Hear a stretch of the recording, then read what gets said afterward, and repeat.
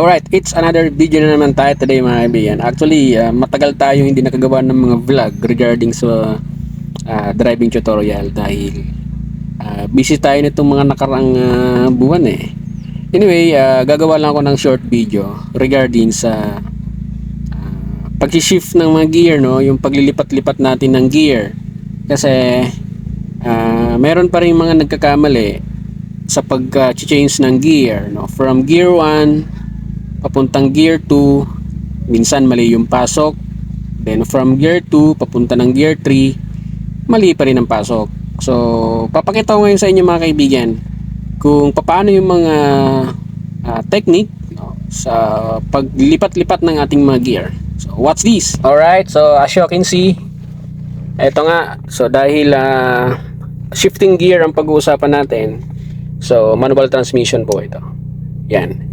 So, paano ba ang tamang paglilipat-lipat ng mga gear? Actually, marami pa akong ginawang tutorial video nito sa aking YouTube channel. Hanapin nyo po kung kayo ay nakasubscribe sa aking YouTube channel.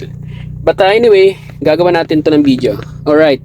So, dito sa ating gear stick, dito sa ating shift knob, may makikita kayo actually na diagram. Ayan. Yan. So, 5-speed transmission yung ating kotse. So, itong diagram na to, ito yung magsisilbing guide sa paglilipat-lipat ng mga gear.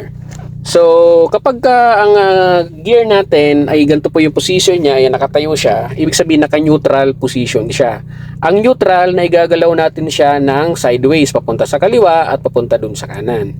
So, kagaya ng gagawin ko ngayon. Pagka ginalaw ko to papunta dito sa aking legs, yan, at binitawan ko po siya, yan, bumabalik siya ng kusa papuntang center, yan, sa gitna po ng 3 at 4, yan.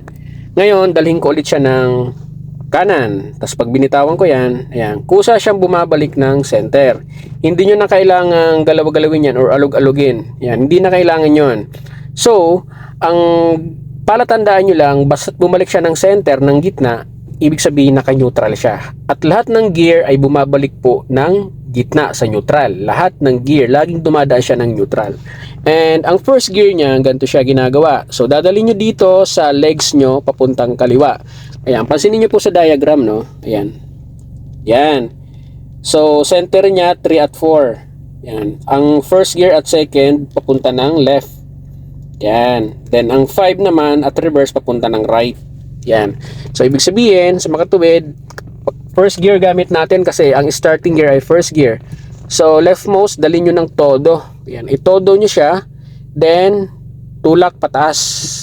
Yan. So, yan yung first gear. Ngayon, ang second gear, mga kaibigan, based on diagram, papunta din dapat pababa. Yan. Pero, dapat, ang hawak nyo, ganito. Yan. Kasi may tendency, mga kaibigan, na pagka hindi po ganito yung hawak nyo sa shift knob, kapag hinatak nyo lang ng basta yan, nabalik ng center, yan, naka-neutral. Ngayon, pag ibinaba nyo siya, akala nyo gear 2. So, yung pala 4. Yan. So, yun yung mga madalas nangyayari, kaya namamatayin tayo ng makina kasi mali po yung pasok ng gear. So, balik ko ng first gear. Yan. So, ang tamang execution yan, galing ng first gear to second, palad nyo, dalhin nyo dito, tapos, hilahin nyo lang siya pababa. Yan. No? Papasok yan ng second gear. So, ang third gear, based on diagram, makikita nyo, dapat bumalik ng gitna. Okay. So, para hindi po kayo magkamali, ito madalas maraming nagkakamali din. Para hindi kayo magkamali, papuntang 3, so, palad lang gamitin nyo. Ayan. Itong palad lang pagtutulak nyo. Ayan. Pag tinulak nyo siya ng palad, at least 1 seconds, pabayaan nyo siyang bumalik sa gitna. Ayan. Nakabalik na siya sa center, sa gitna, nakatayo na siya. Isa pang tulak ng diretso lang. Yan, yun yung third gear.